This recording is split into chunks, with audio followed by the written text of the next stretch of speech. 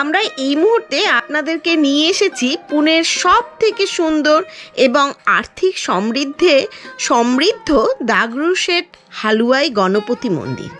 এর একটা ইতিহাস যা চলতে চলতে আমি আপনাদেরকে বলবো। শিবাজি তার প্রথম দুর্গ দখল না করা পর্যন্ত বেশ কয়েক বছর এখানে অবস্থান করেছিলেন। আজ যার ধ্বংসস্তূপে পরিণত হয়ে গেছে। এই শনিবার বাড়া ভারতের অন্যতম ভৌতিক স্থান। এই মহলটি অভিশপ্ত মহলে পরিণত হয়।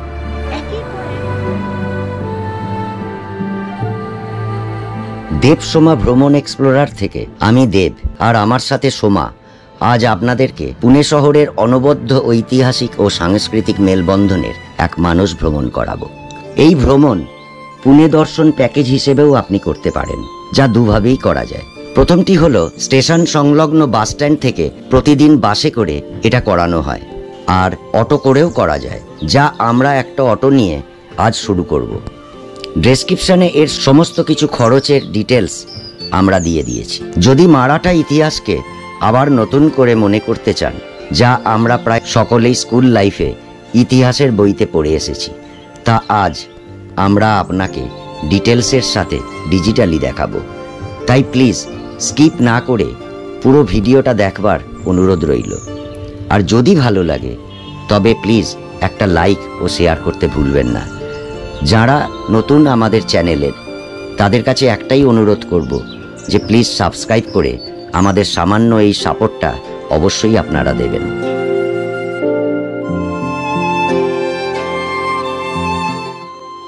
অসাধারণ এই বাগানটা, আর দূরে পাতাগুলো কিরকম আস্তে আস্তে ঝরে পড়ছে। বেশ সুন্দর লাগছে জায়গাটা, ভালো লাগছে তো। আজকে আমরা এই মুহূর্তে পুনে থেকে একটা অটো নিয়ে টোটাল পুনে দর্শনের জন্য বেরিয়েছি। আপনাদের আগে দেখাবো আমরা কি কি দেখছি, এবং পুনের মেন যে স্থানগুলো সেগুলো আমরা আজকে কভার করব। এবার চলুন যাওয়া যাক। পুনে দর্শন, পুনের সমস্ত সাইট সিনগুলো কিন্তু ঘুরে দেখাবো। আপনারাও কিন্তু আমাদের সাথে থাকছেন, তাই না? আর কিরকম লাগছে লাইক, শেয়ার আর কমেন্ট করতে কিন্তু একদম ভুলবেন না। আরও একটা কথা, আমরা এই পুনে দর্শন পর্বের পরেই আনছি আপনাদের জন্য লোনাভালা ও খান্ডালার অসাধারণ এক মডার্ন ভিডিও। প্লিজ নোটিফিকেশনের দিকে নজর রাখবেন।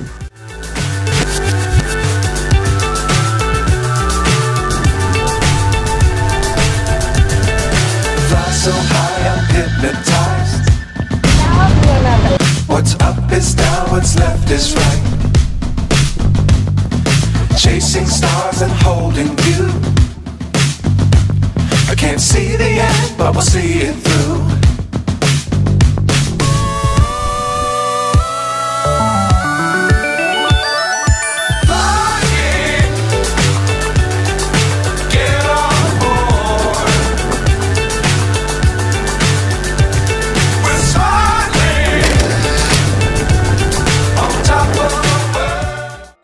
আমরা এই মুহূর্তে আপনাদেরকে নিয়ে এসেছি পুনের সব থেকে সুন্দর এবং আর্থিক সমৃদ্ধ দাগরু শেঠ হালুয়াই গণপতি মন্দির। এর একটা ইতিহাস যা চলতে চলতে আমি আপনাদেরকে বলবো। শ্রীমন্ত দাগরু শেঠ হালুয়াই এবং তার স্ত্রী লক্ষ্মীবাই ছিলেন একজন ব্যবসায়ী এবং মিষ্টি প্রস্তুতকারক। এনারা পুনেতেই থাকতেন। পুনেতে দত্ত মন্দিরের কাছে দাগরু শেঠ হালুয়াই মিঠাইয়ের নামে তার আসল হালুয়াইয়ের দোকানটি এখনও বিদ্যমান। অবশেষে তিনি একজন সফল মিষ্টি বিক্রেতাও এবং ধনী ব্যবসায়ী হয়ে উঠেছিলেন। 1800 দশকের শেষের দিকে তারা প্লেগের মহামারীতে আক্রান্ত হন। সেই সময় তাদের একমাত্র ছেলেকে ওনারা হারান। ওই সময় একজন করুণাময় ঋষি এসেছিলেন তার কাছে, যিনি তাদেরকে এই পুনেতে একটি গণেশ মন্দির তৈরি করার পরামর্শ দিয়েছিলেন। পরবর্তীকালে তাদের কোনো উত্তরাধিকারী না থাকার জন্য শ্রী দাগরু শেঠ মহাশয় তার ভাগ্নে গোবিন্দ শেঠকে দত্তক নেন। গোবিন্দ শেঠের জন্ম হয় 1865 সালে। যখন গোবিন্দ শেঠের বয়স 9 বছর, তখন কিন্তু দাগরু শেঠ মারা যান। পরবর্তীকালে গোবিন্দ শেঠ গণেশ মূর্তিটিকে একটি নতুন রূপ দিয়ে প্রতিষ্ঠা করেছিলেন, যেখানে এখন আমরা এসেছি। ভেতরে ফটোগ্রাফি অ্যালাউ নেই, তাই ভেতরটা দেখাতে পারবো না, বাইরেটাই দেখালাম। যদিও দাগরু শেঠের দ্বারা প্রতিষ্ঠিত মূর্তিটি আকরা মারুতি চকে এখনো উপস্থিত রয়েছে। দাগরু শেঠ পুনেতে যে বাসভবনে থাকতেন সেটি এখন লক্ষ্মীবাই দাগরু শেঠ হালুয়াই সংস্থা দত্ত মন্দির ট্রাস্ট নামে পরিচিত। এই মন্দিরটি নির্মাণ 100 বছরেরও বেশি সময় পার করে পুনের ইতিহাসকে সমৃদ্ধ ও গর্বিত করেছে। আমরা যে গণেশ মূর্তিটি এখন দর্শন করলাম সেটি 2.2 মিটার লম্বা এবং 1 মিটার চওড়া। এটি প্রায় 40 কেজি সোনা দিয়ে সুসজ্জিত। দেশ বিদেশি ভক্তরা প্রচুর সোনা আর অর্থ প্রদান করেন এখানে এসে এই মন্দিরে। এছাড়াও আর একটা দ্রষ্টব্য জিনিস এখানে দেবতাকে নিবেদিত নারকেলের স্তূপ মন্দিরের আরেকটি বিশেষ বৈশিষ্ট্য। কি কেমন লাগছে দেখুন।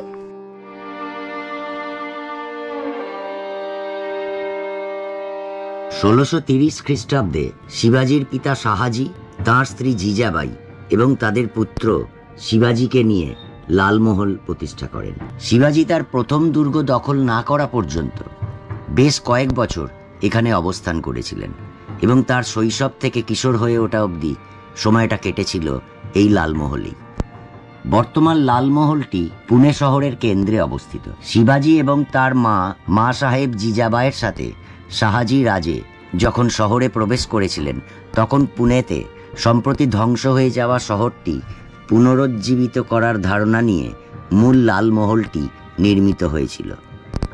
তরুণ শিবাজি এখানেই বেড়ে ওঠেন এবং 1645 সালে তোরনা দুর্গ না দখল করা পর্যন্ত লালমহলেই থেকে যান। 1640 সালে 16ই মে লালমহলে তার প্রথম স্ত্রী সাইবাইয়ের সঙ্গে শিবাজির বিয়ে হয়। এই যে লালমহলে আমরা এখন এসেছি এটা কিন্তু পুনর্নির্মিত করা হয়েছে। বর্তমানে লালমহলটি শুধুমাত্র আসল লালমহলের জমির একটি অংশে নির্মিত হয়েছে। নতুন লালমহলটি আসলটির মতন একইভাবে পুনর্নির্মিত হয়নি এবং মূল লালমহলের এলাকা এবং গঠন সম্পর্কে খুব বেশি তথ্য পাওয়াও যায়নি। বর্তমান লালমহল পুনে মিউনিসিপ্যাল কর্পোরেশনের দ্বারা পুনর্নির্মাণ করা হয়েছে। এর কাজ 1984 সালে শুরু করা হয়েছিল এবং শেষ হয় 1988 সালে। বর্তমান লালমহল হলো একটি স্মারক যেখানে শিবাজির জীবনের উল্লেখযোগ্য ঘটনাগুলির ওপর ভিত্তি করে বড় আকারের তৈলচিত্রের একটি সংগ্রহ রয়েছে। জিজাবাইয়ের একটি মূর্তি এবং একটি খোদাই করা মূর্তি যেখানে শিবাজিকে জিজাবাইয়ের সাথে সোনার লাঙল ব্যবহার করে চিত্রিত করা হয়েছে। রায়গড়ের একটি ফাইবার মডেল এটা। ঘোড়সওয়ার এবং মহারাষ্ট্রের একটি বিশাল মানচিত্র যা শিবাজির দুর্গ নির্দেশ করে। জনপ্রিয় জিজামাতা গার্ডেন এবং শিশু উদ্যানের জন্য একটি বিনোদন পার্কও আছে এখানে।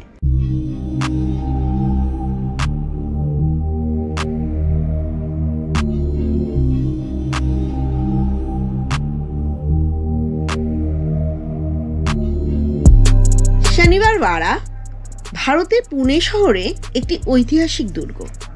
1732 সালে নির্মিত হয়েছিল এই দুর্গটি। 1818 সাল পর্যন্ত মারাঠা সাম্রাজ্যের পেশোয়াদের মহান আসন ছিল এখানে। মারাঠা সাম্রাজ্যের উত্থানের পর প্রাসাদটি 18 শতকে ভারতীয় রাজনীতিক কেন্দ্রে পরিণত হয়।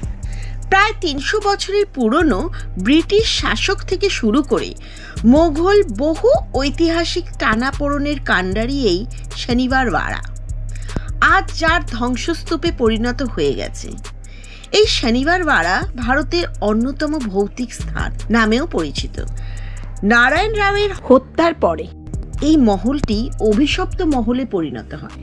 একের পর এক দুর্ঘটনা, কখনো লেগেছে আগুন, আবার কখনো শত্রুর আক্রমণ, এমনকি ব্রিটিশরাও এই শনিবার বাড়া পরিত্যাগ করতে বাধ্য হয়েছিল এই রকম শোনা যায় ভৌতিক কারণে।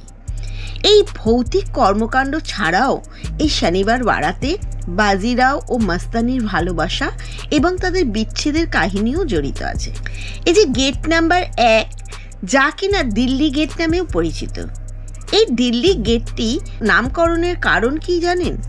দিল্লির দিকে মুখ করে এই গেটটি আছে, তাই একে দিল্লি গেটও বলা হয়। এই দিল্লি গেটে দেখুন কিরকম 12 ইঞ্চি হুকের মতো সমস্ত, যেন একটা ফলকের ওপরে যে হুকগুলো দেখা যাচ্ছে না, এর কারণ আছে। যদি কেউ হাতির ওপরে বসে আক্রমণ করব মনে করে এই শনিবার বারাকে, তাহলে তারা হাতির মাথায় যখনই বসবে তখনই হাতির মাথায় এই হুকের ফলকগুলো আটকে তাদেরকে আক্রান্ত করবে এবং শায়িত করবে।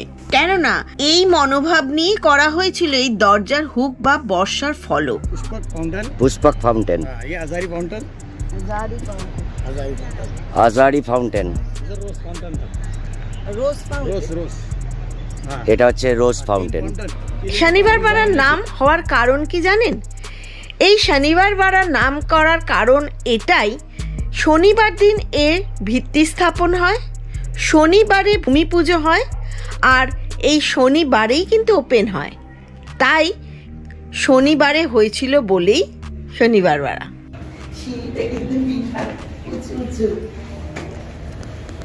মহারাষ্ট্রে পুনে শহরে এই শনিবার বাড়া মারাঠা সাম্রাজ্যের এক গুরুত্বপূর্ণ কেন্দ্র ছিল।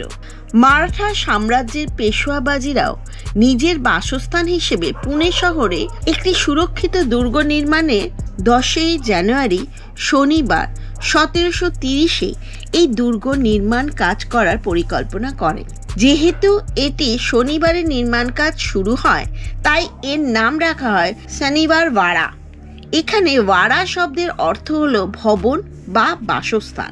এটি তৈরি করতে প্রায় 2 বছর সময় লাগে। তৎকালীন প্রায় 16,000 টাকা দিয়ে এই শনিবার বাড়া তৈরি হয়। এই দুর্গে ঢোকার জন্য 5টি প্রধান গেট আছে। শনিবার বাড়া দিল্লি গেটের ওপরে কিছু কাঠের স্ট্রাকচারও আছে। এখানে এর নাম কিন্তু নাহবাদ খানা। যুদ্ধে যাওয়ার আগে বা বাজিরাও যুদ্ধ জয় করে আসার পরে এখানে ঢোল বাজনা বাজানো হতো, আনন্দ করা হতো। বাজিরাওয়ের মৃত্যুর পর নানা সাহেব হন পরবর্তী পেশোয়া, যিনি পানিপথের যুদ্ধে মারা যান। তার মৃত্যুর পর তার 17 বছরের ছেলে হন পরবর্তী পেশোয়া। কিন্তু নারায়ণ রায়ের আপন কাকা তিনিও কিন্তু পেশোয়া হতে চেয়েছিলেন। নারায়ণ রাওকে কি করে মারা যায় সর্বক্ষণ রঘুনাথ রাও ষড়যন্ত্র করতেন। নারায়ণ রাও যখন রঘুনাথ রাওয়ের কাছে বাঁচার জন্য আসেন আর বলেন কাকা মালা বাঁচাবা, কাকা মালা বাঁচাবা কথার অর্থ হলো কাকা আমায় বাঁচান, কিন্তু তার কাকা তাকে না বাঁচিয়ে তখনই তাকে হত্যা করে।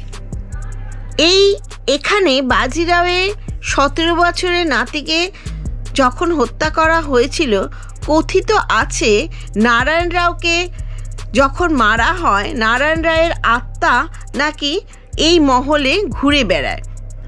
এছাড়াও এখানে কিন্তু মাস্তানিকেও বন্দি করে রাখা হয়। এই শনিবার বাড়া আজ ধ্বংসস্তূপে পরিণত হলেও ভারতের ইতিহাসে বহু অজানা স্মৃতি আজও আগলে ধরে রেখেছে।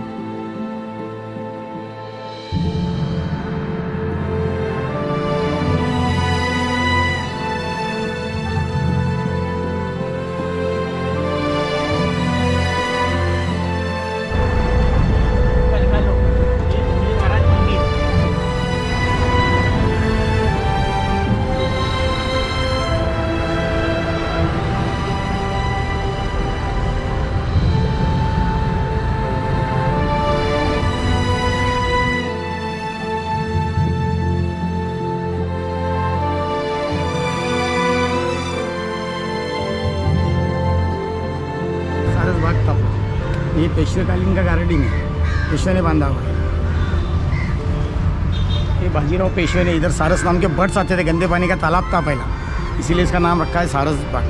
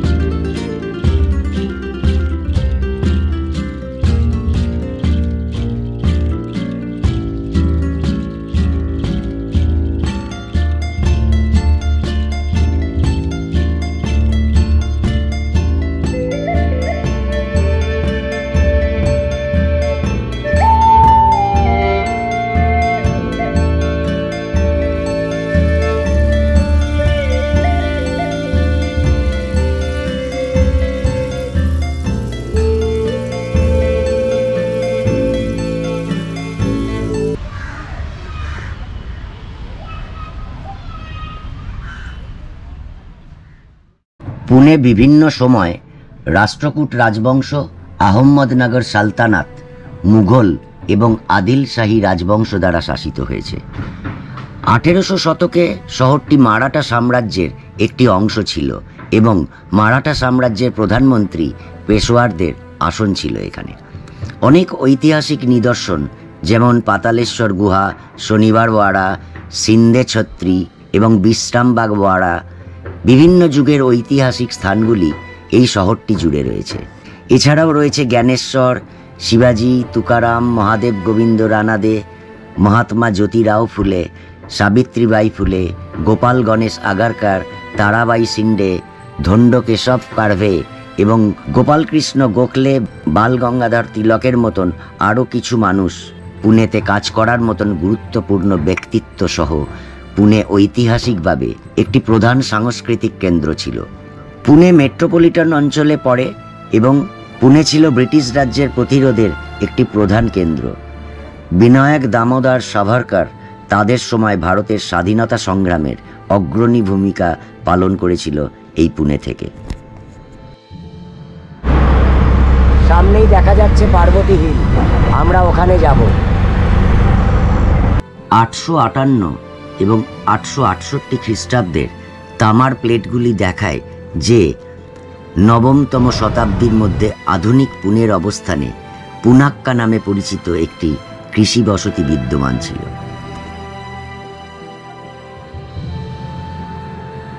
পার্বতী পাহাড় পুনেতে অবস্থিত এই পাহাড়টি, যা কিনা উচ্চতা সমুদ্রপৃষ্ঠ থেকে 640 মিটার। এই পার্বতী পাহাড়টিতে 104টি সিঁড়ি ধাপ রয়েছে, যা দিয়ে এই পাহাড়ের শীর্ষে ওঠা যায়।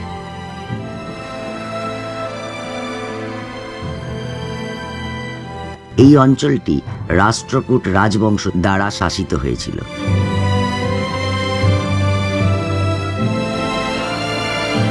পুনে ছিল নবম শতাব্দী থেকে 1327 সাল পর্যন্ত দেবগিরির সেউনা যাদবদের দ্বারা শাসিত অঞ্চলের একটি অংশ। 16শো শতাব্দীর শেষ ভাগ পর্যন্ত পুনে মুসলিম নেতাদের নিয়ন্ত্রণে ছিল। পুনে ছিল নিজাম শাহী কর্তৃক 1599 সালে মালোজি ভোসলেকে প্রদত্ত জায়গিরের অংশ। মালোজি ভোসলে পুনের জায়গির তার পুত্র শাহুজি ভোসলের কাছে হস্তান্তর করেন, যিনি এটি তার স্ত্রী জিজাবাইকে দিয়েছিলেন এবং দাদোজি কোন্ডদেওকে নিযুক্ত করেছিলেন জায়গির শাসনে জিজাবাইকে সাহায্য করার জন্য। মারাঠা সাম্রাজ্যের প্রতিষ্ঠাতা জিজাবাই এবং শাহুজির পুত্র শিবাজি পুনে থেকে প্রায় 90 কিলোমিটার দূরে শিবনেরির দুর্গে জন্মগ্রহণ করেছিলেন। 1630 সালে আদিল শাহী রাজবংশের আক্রমণে শহরটি ধ্বংস করার পরে এবং আবার 1636 থেকে 1647 মধ্যে দাদোজি কোন্ডদেও শহরের পুনর্গঠনের তত্ত্বাবধান করেন। দেখুন আমি কতটা ক্লান্ত হয়ে পড়েছি সিঁড়ি দিয়ে উঠতে উঠতে, কিন্তু আপনারা কিন্তু ক্লান্ত হবেন না। আরও অনেক কিছু দেখার জন্য লাইক, শেয়ার আর সাবস্ক্রাইব করে ফেলুন, আর শেয়ারটা অতি অবশ্যই করুন। তাহলে আপনাদের সাথে সাথে আপনাদের বন্ধুরাও কিন্তু এই সুন্দর সুন্দর জায়গাগুলো দেখতে পারবে।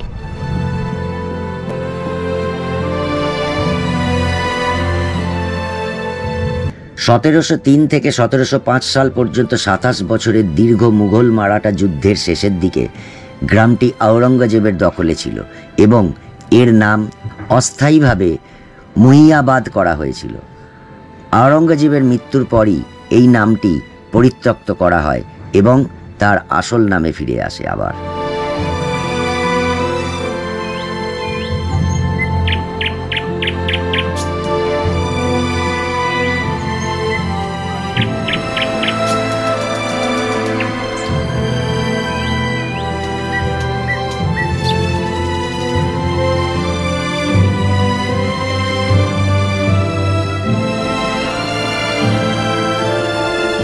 এই পাহাড়ের ওপরে রয়েছে পার্বতী মন্দির, যা পুনের মনোরম স্থানগুলির মধ্যে একটি। পুনের এই মন্দিরটি প্রাচীনতম ঐতিহ্যবাহী কাঠামো এবং এটি পেশোয়া রাজবংশের শাসনকালে নির্মিত হয়েছিল। পার্বতী পাহাড়ের চূড়া থেকে পুরো পুনে শহরটিকে খুব সুন্দরভাবে দেখা যায়।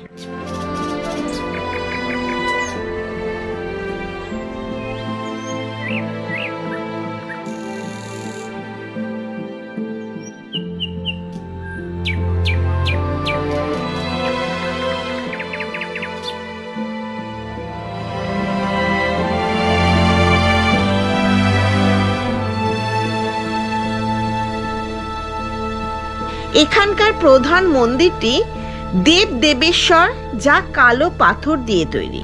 এটি 1749 সালে বালাজি বাজিরাওয়ের অধীনে সম্পন্ন হয়েছিল এবং এখানকার অন্যান্য মন্দিরগুলো হলো বিঠল এবং রুক্মিণী, বিষ্ণু এবং কার্তিকেয়কে উৎসর্গিত করা।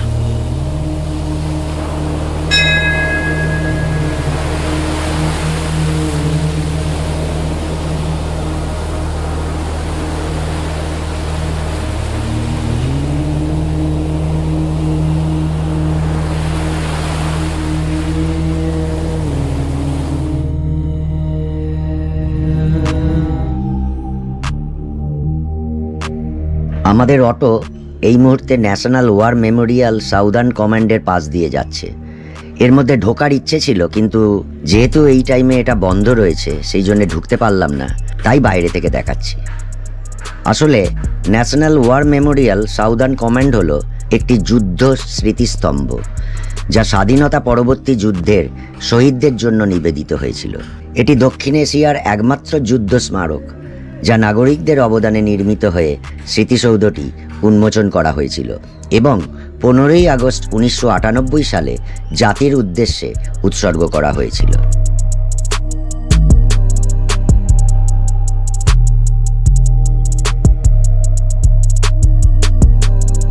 আমাদের অটোটা এখন দেখুন কি সুন্দর দুটো টাওয়ারের সামনে দিয়ে যাচ্ছে। এই একজোড়া মসৃণ ব্ল্যাক কালারের অতি আধুনিক টাওয়ার, যা পুনের আকাশ রেখাকে নতুনভাবে সংজ্ঞায়িত করে। ট্রাম্প টাওয়ার্স পুনের ভারতের ট্রাম্প ব্র্যান্ডের বিলাসিতা, কমনীয়তার প্রবেশকে চিহ্নিত করে। ভারতে প্রথম ট্রাম্প প্রকল্প হিসেবে ট্রাম্প টাওয়ার্স পুনে হলো আধুনিক স্থাপত্য, সাংস্কৃতিক সমৃদ্ধি এবং অভিজাত আরামের মরুদ্যানের মিশ্রণ। ট্রাম্পের ব্র্যান্ডেড বাসস্থানগুলি তাদের ঐশ্বর্য এবং সুবর্ণ বিলাসের জন্য বিখ্যাত এবং সারা বিশ্বে স্কাইলাইনে আধিপত্য বিস্তার করেছে।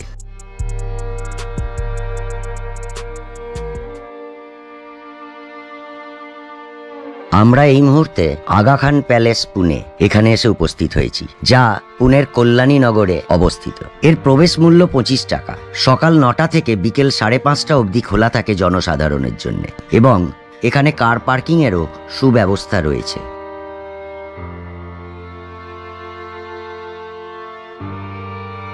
আগা খান প্যালেস, যা ভারতীয় স্থাপত্যের এক অনবদ্য এবং অন্যতম নিদর্শন। 1892 সালে তৃতীয় সুলতান মোহাম্মদ শাহ আগা খান চ্যারিটির উদ্দেশ্যে এই প্যালেসটি তৈরি করেন। এখান থেকে পুনে ও তার আশেপাশের দুস্থ মানুষদেরকে নানা রকম সাহায্য করা হতো। ওই সময় 12 লাখ টাকা খরচা করে এই প্যালেসটি নির্মাণ করা হয়েছিল এবং এই প্যালেসটি প্রায় 19 একর জমির ওপর সুন্দরভাবে তৈরি হয়েছিল। গেট পার হয়ে কিছুটা যাওয়ার পর বিশাল বাগান নজরে পড়বে। এখানকার বাস্তুকলা ইটালিয়ান আর্কিটেক্টে বানানো হয়েছে।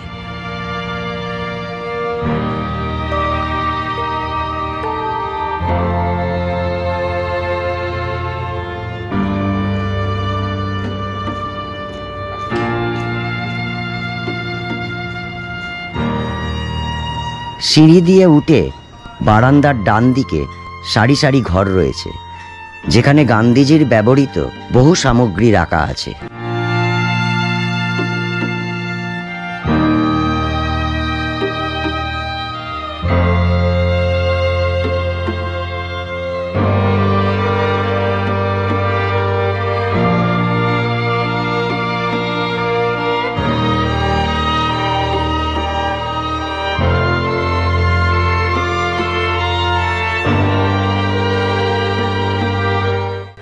ভারত ছাড়ো আন্দোলনের সময় মহাত্মা গান্ধীজি এবং তার স্ত্রী কস্তুরবা গান্ধী এবং ওনার সেক্রেটারি মহাদেব দেশাইকে 9 আগস্ট 1942 থেকে 6 মে 1944 এখানেই গৃহবন্দী করে রাখা হয়েছিল।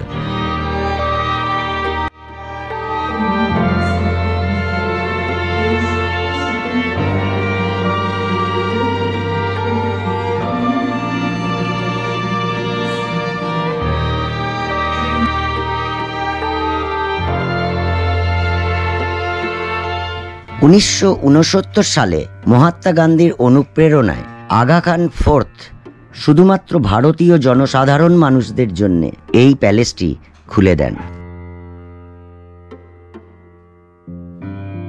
গৃহবন্দী থাকা অবস্থায় মহাত্মা গান্ধীজির স্ত্রী কস্তুরবা গান্ধী এবং তার সেক্রেটারি মহাদেব দেশাই দুজনেই ওই সময় আগা খান প্যালেসেই মারা যান। এখানে কস্তুরবা গান্ধী এবং মহাদেব দেশাইজির অস্থিভস্য রাখা আছে। কস্তুরবা গান্ধী এবং মহাদেব দেশাইয়ের সমাধিস্থলও এই স্থানেই আছে। পরে মহাত্মা গান্ধীর অস্থিভস্য এখানে এনে ওনাদের কাছেই তাঁরও সমাধিস্থল বানানো হয়। বিভিন্ন গ্যালারিতে গান্ধীজির সমস্ত প্রয়োজনীয় সামগ্রী থাকার জন্য বর্তমানে এই প্যালেসটি গান্ধী মেমোরিয়াল নামেও পরিচিতি লাভ করেছে। বিস্তীর্ণ বারান্দার বাঁদিকের সিঁড়ি দিয়ে নেমে গেলে সিঁড়ির ঠিক ডান দিকে একটি লাইব্রেরি রয়েছে। যদি কেউ মহাত্মা গান্ধীর ওপর আরও কিছু বিশেষ জিনিস অধ্যয়ন করতে চান তাহলে এই লাইব্রেরিতে আসতে পারেন এবং এখান থেকে বহু বই রয়েছে যা আপনারা সংগ্রহ করে অধ্যয়ন করতে পারেন।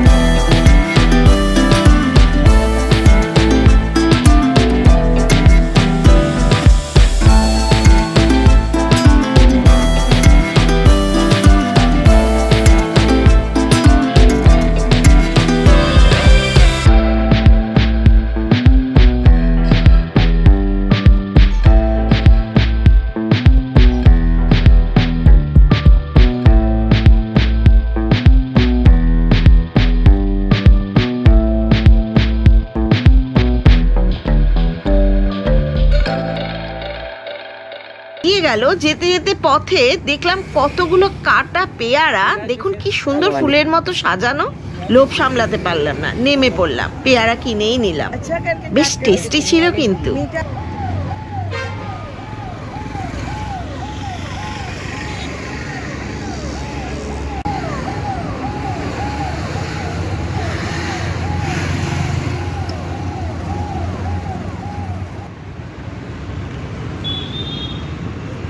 পুনে ট্রাইবাল মিউজিয়াম ভারতের মহারাষ্ট্রের পুনে শহরে অবস্থিত। এই জাদুঘরটি 1962 সালে উপজাতীয় গবেষণা ও প্রশিক্ষণ ইনস্টিটিউট পুনের একটি সম্প্রসারণ হিসেবে প্রতিষ্ঠিত হয়েছিল। 1965 সালে প্রদর্শন শুরু হয়েছিল এবং মহারাষ্ট্রীয় উপজাতিদের সংস্কৃতি প্রদর্শন করে। এই উপজাতীয় জাদুঘরটি শৈল্পিক এবং কাব্যিক আবেগ সংরক্ষণের জন্য প্রতিশ্রুতিবদ্ধ স্থান হিসেবে পাওয়া গেছে। জাদুঘরের প্রশাসন বর্তমানে উপজাতীয় গবেষণা ও প্রশিক্ষণ ইনস্টিটিউট দ্বারা পরিচালিত, যা পুনেতে রয়েছে।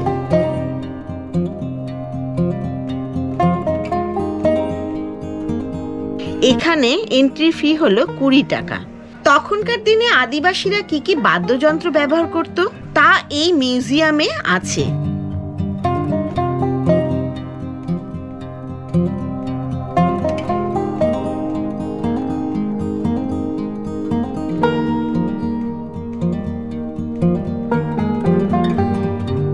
আর তাদের শিল্পকার্য ও নানান রকমের সুন্দর সুন্দর মুখোশ এই মিউজিয়ামে এলে দেখা যায়। তবে যেহেতু এটা মিউজিয়াম, নিস্তব্ধের মধ্যে দেখতে দেখতে মোহিত হয়ে গিয়েছিলাম।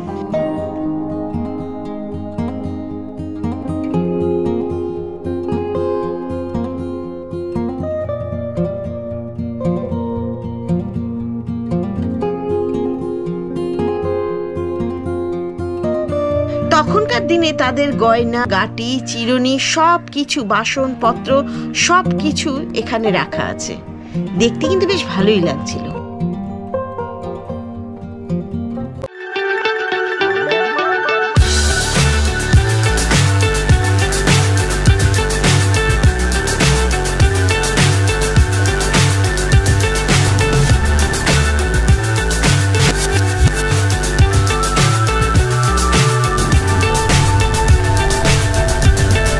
Fly so high, I'm hypnotized. What's up is down, what's left is right. Chasing stars and holding you. I can't see the end, but we'll see it through.